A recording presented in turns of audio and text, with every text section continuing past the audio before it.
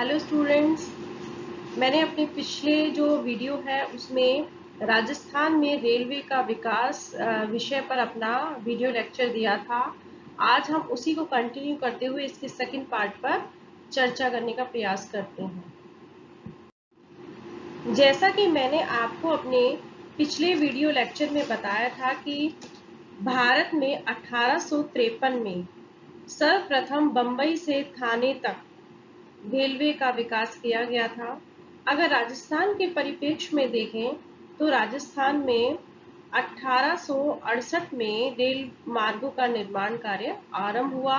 और सबसे पहले 1874 में दिल्ली अहमदाबाद नामक एक छोटी रेलवे लाइन डाली गई थी।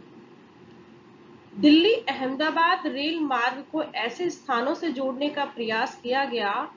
जो कि नमक उत्पादित क्षेत्र थे। कहने का तात्पर्य है कि ब्रिटिश सरकार का यह प्रयास था कि वो अपने व्यापारिक हितों को साधे और व्यापारिक लाभों को दृष्टि में रखते हुए ही उनके द्वारा रेलवे का निर्माण करना उनका मुख्य उद्देश्य रहा। लेकिन ब्रिटिश सरकार का जो रेलवे आरंभ करने का जो मुख्य उद्देश्य यद्यपि उनके जो व्यापारिक और जो प्रशासनिक हितों या आवश्यकताओं की पूर्ति करना था, लेकिन यदि इसके अप्रत्यक्ष परिणामों पर अगर हम बात करें तो हम पाते हैं कि भारत या राजस्थान के लिए भी रेलवे का जो विकास किया गया वो काफी सकारात्मक एक पहल साबित हुआ और ये उसके बहुत ही सकारात्मक परिणाम हमें देखने को मिलते हैं। तो आज हम अपने इस वीडियो लेक्चर में रेल व्यवस्था की स्थापना के परिणाम स्वरूप जो सुपरिणाम हमारे सामने उपस्थित हुए उन पर चर्चा करते हैं। तो रेलवे का निर्माण होने के पश्चात जो सबसे मुख्य जो हमारे सामने इसका सकारात्मक जो परिणाम सामने आया वो था कि राजस्थान के जो विभिन्न नगर थे, कस्बे थे और बाजार और मंडियां थी वो अब एक दूसरे से जुड़ गए, जिससे कि व्यापार और जो वाणिज्य है उसको बढ़ावा मिला। साथ में ही अब रेल मार्गों के विस्तार होने से जो व्यापारिक जो वस्तुएं थी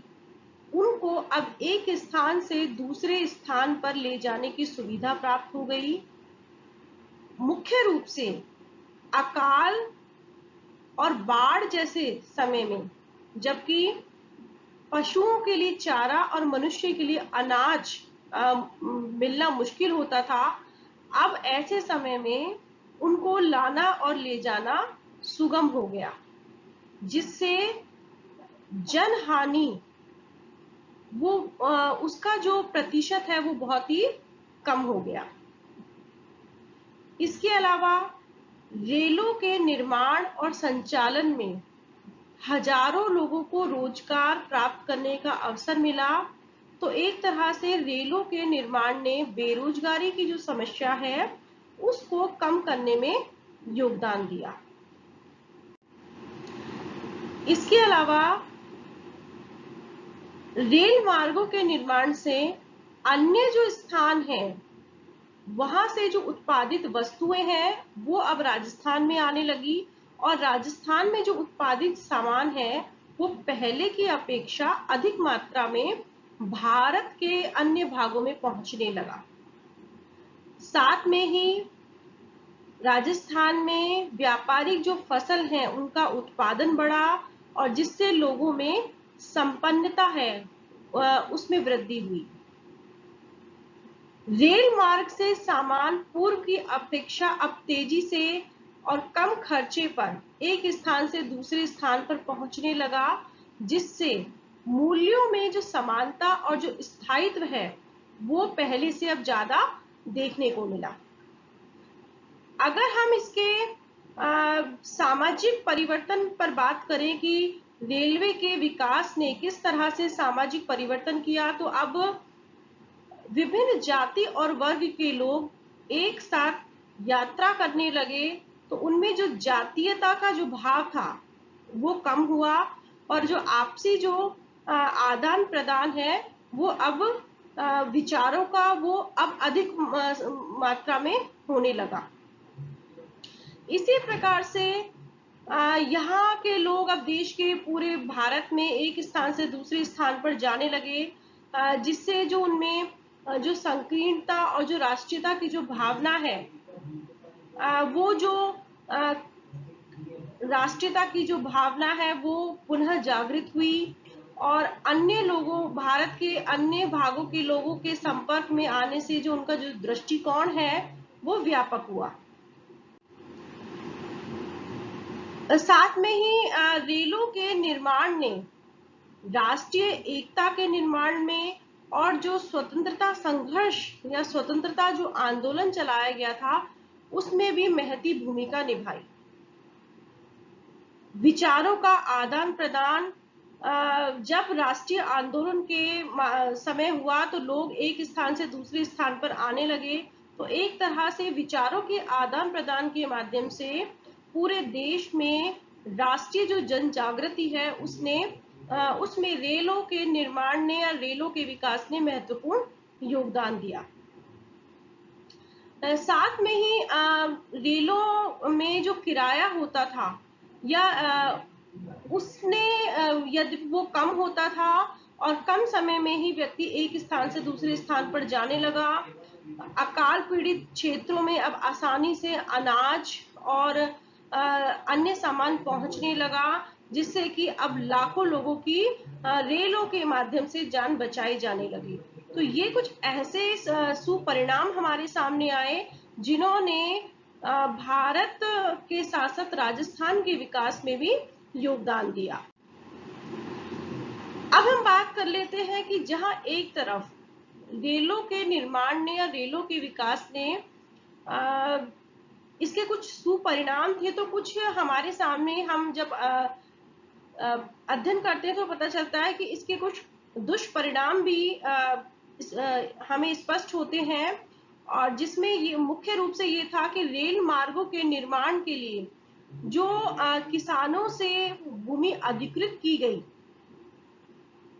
इसके कारण किसानों को अपनी जो परंपरागत जो कृषि भूमि है उससे वंचित होना पड़ा, और अब अनेकों खेत दो भागों में बट गए, क्योंकि खेत इस तरह से होते थे कि जिनमें बीच में रेलवे लाइन का निर्माण किया गया, और जब खेत दो भागों में बट गए तो उनमें सिंचाई का कार्य करना बहुत ही दुष्कर हो गया था। साथ में ही रेल मार्गों के निर्माण के बाद अंग्रेजों ने राजस्थानी जो शासक हैं उन पर दबाव डालकर जो पारगमन जो शुल्क है उसको समाप्त करवाया, जिससे अब यहाँ के शासकों ने ये जो कर है इसकी कमी को पूरा करने के लिए अपनी प्रजा पर अन्य जो असहनीय जो कर है उनमें उनका बोझ डाल दिया या उनमें वृद्धि कर दी। तो एक तरह से अब जनता थोड़ा सा आर्थिक बोझ महसूस करने लग गई थी। साथ में ही ये भी एक इसका दुष्परिणाम है कि जहां पहले परंपरागत साधनों के द्वारा सामानों को एक स्थान से दूसरे स्थान पर ले जाया जाता था, जिससे कि जो बंजारे होते थे उनको वो रोजी रोटी का वो उनको ये साधन हो जाते थे या उनका, लेकिन अब रेल मार्गों के निर्माण से सामान को एक स्थान से दूसरा स्थान पर ले जाने के लिए रेलों का सहारा लिया जाने लगा, जिससे कि बंजारा हुए या गडरिये हुए या फिर जो परंपरागत जो परिवहन के जो साधन थे जैसे कि बैलगाड़ियां हुई या वो जो साधन है उनका प्रयोग अब सीमित मात्रा में होने लगा, और यह जो वर्ग था जो इस पर निर्भर था अपनी रोजी रोटी के लिए, उनके जो रोजगार के जो अवसर है वो उनसे छिन गए। साथ में ही रेलों के विस्तार से व्यापारिक मार्गों को परिवर्तित कर दिया गया, जिससे यहाँ के जो परंपरागत जो व्यापारिक केंद्र है उनका भी ह्रास हुआ। राजस्थान के व्यापारियों के राज्य के बाहर निष्क्रमण में भी रेल मार्गों ने महत्वपूर्ण भूमिका निभाई। और यही नहीं, जो विदेशी कंपनियों के द्वारा रेल मार्गों का निर्माण और जो संचालन किया जा रहा था, उससे बहुत बड़ी मात्रा में धन का निष्कासन आरंभ हो गया। और ये रेल व्यवस्था के माध्यम से ही जो राजस्थान में है, आर्थिक जो दोहन है उसमें वृद्धि हुई। इससे सबसे बड़ी हानि स्थानीय नरेशों को हुई कि जो रेल मार्ग की भूमि का स्वामित्व उनके हाथ से हमेशा के लिए निकल गया, और वो जो स्वामित्व है वो अब अंग्रेजी सरकार के पास चला गया। साथ में ही इसमें कोई दो राय नहीं है कि प्रारंभ में अंग्रेजों का रेलों का जो विस्तार का जो उद्देश्य था वो साम्राज्यवादी हितों का पोषक था। और जिन नरेशों ने अंग्रेज सरकार से रेल निर्माण के लिए समझौते किए, वो उन्होंने शासकीय दबाव से किए थे, और उन्होंने जनता को विश्वास में लेने का कोई प्रयास नहीं किया। और जो सीमा शुल्क और जो पारगमन जो शुल्क समाप्त किया, उसकी पूर्ति राज्यों के द्वारा अन्य करों को बढ़ाकर किया गई, जिससे कि जनता पर एक अतिरिक्त भार पड़ा। तो इस प्रकार जो अंग्रेजों की नीति के अनुसरण से नरेशों की जो अदूरदर्शिता है और जो विवशता है, वो हमें रेल निर्माण की जो नीति है उसमें स्पष्ट रूप से दिखाई देती है।